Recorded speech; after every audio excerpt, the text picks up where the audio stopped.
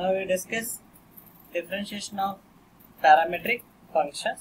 దీన్ని parametric differentiation అని కూడా అంటాం మనం.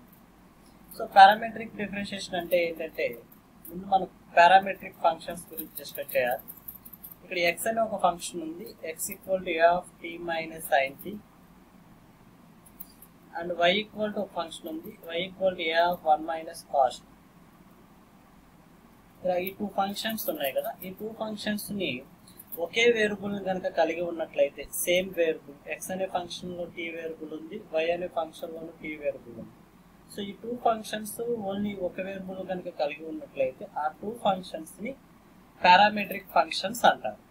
సో ఇప్పుడు మనం dy by dx ఎలా కనుక్కుంటామంటే డైరెక్ట్ గా మనం dy by dx find out చేయలేం. సో ఈ రెండింటిలోనూ కామన్ వేరియబుల్ t అనేది ఉంది కాబట్టి ఫస్ట్ dy by dt కనుక్కుంటాం, అంటే y ని విత్ రెస్పెక్ట్ t చేస్తాం, తర్వాత x ని విత్ రెస్పెక్ట్ t చేస్తాం.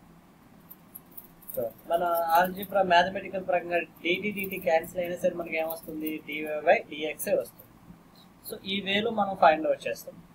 ఇక్కడ ఇన్ కేస్ ప్రాబ్లం థీటాలో కనుక ఉన్నట్లయితే dy by d theta by dx by d theta గా రాసుకుంటాం.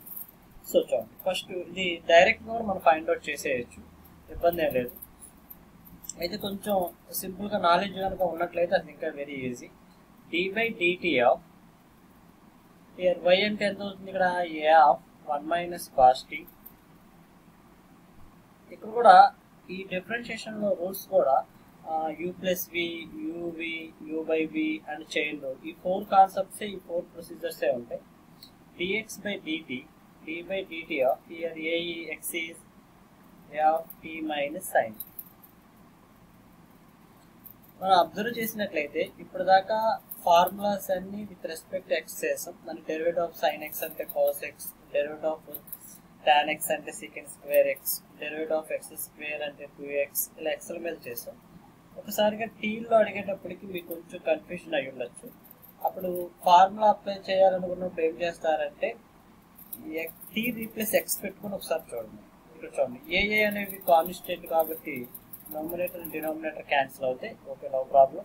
ఇక్కడ చూడండి, ఇది u ప్లస్ v కాబట్టి స్టెప్ డైరెక్ట్ గా వేస్తున్నాము, direct step d by dt of 1, d by dt of cos whole divided by d by dt of t minus d by dt of sin.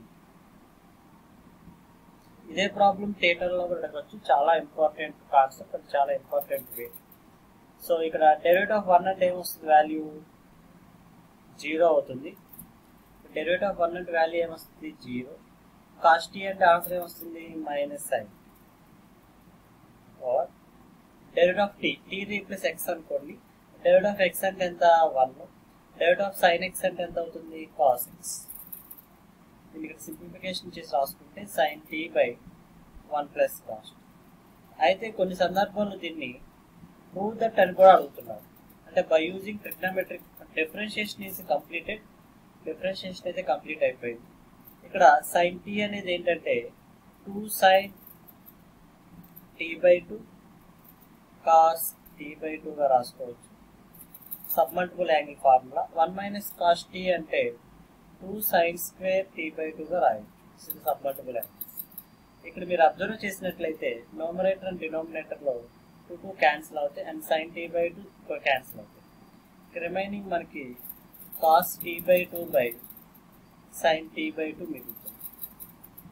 So final గా cos by sin అంటే ఏమొస్తుంది, మనకి trigonometric base చేసుకుని cot t by 2 వస్తుంది. So ఈ రకంగా మనం dy by dx అనేది ఫైండ్ అవుట్ చేద్దాం. ఒకసారి ఫస్ట్ నుంచి ఒకసారి రివైజ్ చేస్తున్నాం చూడండి. So x and y two functions కనుక ఇచ్చినట్లయితే వాటిని పారామెట్రిక్ ఫంక్షన్స్ అంటారు. ఆ ఇచ్చిన ఫంక్షన్స్ లో ఏ వేరియబుల్ అయితే ఉందో ఆ వేరియబుల్ బేస్ చేసుకొని మన ప్రాబ్లం సాల్వ్ చేయాలి. ఇక్కడ థీటాలో కనుక ఉన్నట్లయితే dy by d theta by dx by d theta తీసుకొని మన ప్రాబ్లం సాల్వ్ చేయవచ్చు. Thank you.